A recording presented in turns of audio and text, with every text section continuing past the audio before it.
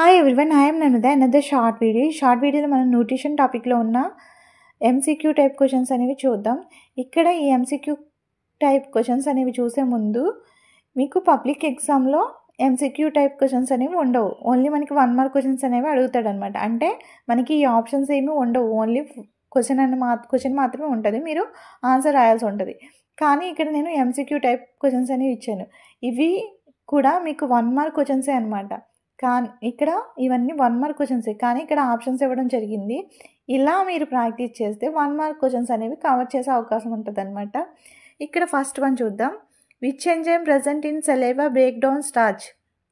ఇక్కడ మనకి సలైవాలో ఉండే ఏ ఎంజైమ్ అనేది స్టార్చ్ని బ్రేక్ చేస్తుంది అని అడుగుతున్నాడు. A pepsin, B trypsin, C amylase, D lipase. ఇందులో ఏది ఆన్సర్? అలాగే second question, where is the final digestion of carbohydrates, proteins and fats completed in humans. మనకి ఫైనల్ డైజెషన్ అంటే కార్బోహైడ్రేట్స్, ప్రోటీన్స్, ఫ్యాట్స్ అనేవి కంప్లీట్గా డైజెషన్ అనేది ఎక్కడ జరుగుతుంది అని, హ్యూమన్స్లో మనకి ఎక్కడ జరుగుతుంది అని అడుగుతున్నారు. A stomach, B mouth, C small intestine, D large intestine. ఏది answer? Next third, which of the following is the main mode of nutrition in plants. ప్లాంట్స్లో మెయిన్ మోడ్ ఆఫ్ న్యూట్రిషన్ ఏంటి అని అడుగుతున్నారు. ఏ ఏట్రోట్రోపిక్ న్యూట్రిషన్, అలాగే B autotrophic, C parasitic, D సాఫ్రోఫైటిక్.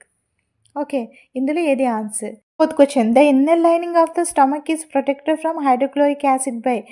మనకి స్టమక్ని protect చేస్తూ, అంటే దేని నుంచి ప్రొటెక్ట్ చేస్తూ, హైడ్రోక్లోరిక్ యాసిడ్ నుంచి ప్రొటెక్ట్ చేస్తూ ఉన్న ఇన్నర్ లైనింగ్ ఏంటి అని అడుగుతున్నారు. ఇక్కడ హైడ్రోక్లోరిక్ అంటే HCl అని కూడా అడగొచ్చు ఒక్కొక్కసారి. సో ఇక్కడ మనకి స్టమక్ని ప్రొటెక్ట్ చేస్తూ ఉన్న ఇన్నర్ లైనింగ్ ఏంటి? హైడ్రోక్లోరిక్ యాసిడ్ నుంచి మనకి స్టమక్ని ప్రొటెక్ట్ చేస్తూ ఉన్నది ఏంటి? A mucus, B saliva, C enzymes, D digestive juice. ఇందులో ఏది ఆన్సర్? వీటికి ఆన్సర్స్ తెలిస్తే మీరు కామెంట్ బాక్స్లో కామెంట్ చేయండి. అలాగే ఆన్సర్స్ తెలియకపోయినా, ఇది ఏ క్వశ్చన్కి ఆన్సర్ తెలియదో అది కూడా మీరు కామెంట్ బాక్స్లో కామెంట్ చేయొచ్చు. ఆన్సర్స్ అనేవి రిప్లై ఇవ్వడం అనేది జరుగుతుందన్నమాట. Okay, thank you.